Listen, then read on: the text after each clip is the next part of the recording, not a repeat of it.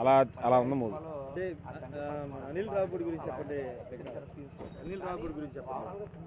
ఆయన అంటే జనరల్గా వరుస హిట్లు వచ్చినాయి, కానీ ఎక్కడా కూడా ఈగో లేదు, చాలా నార్మల్గా ఉంటాడు. ఈ సినిమా ఎక్కడికి వెళ్తాడు? ఈ సినిమాతో ఇంకో 10 స్టెప్స్ ఎదుగుతాడు. నిజంగా అంత బాగుంది మూవీ. అతని ముందు తీసిన మూవీస్ కూడా అన్నీ చూసాము, కానీ అవన్నీ ఒక ఎత్తు అయితే ఇది ఒక ఎత్తు అండి.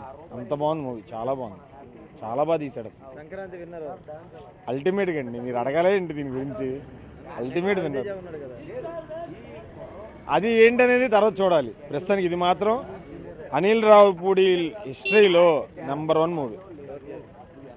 చిరంజీవికి కొన్నేళ్లుగా కూడా ఇది నెంబర్ 1 మూవీ. చాలా బాగా. సెకండ్ ఇన్నింగ్స్ తర్వాత ఇది పెద్ద బ్లాక్ బస్టర్ అనుకోవచ్చా? అల్టిమేట్ బ్లాక్ బస్టర్, అసలు తిరిగి చూసుకోకర్ల మూవీ. అంత బాగుంది, చాలా బాగుంది, చాలా బాగా తీశాడు.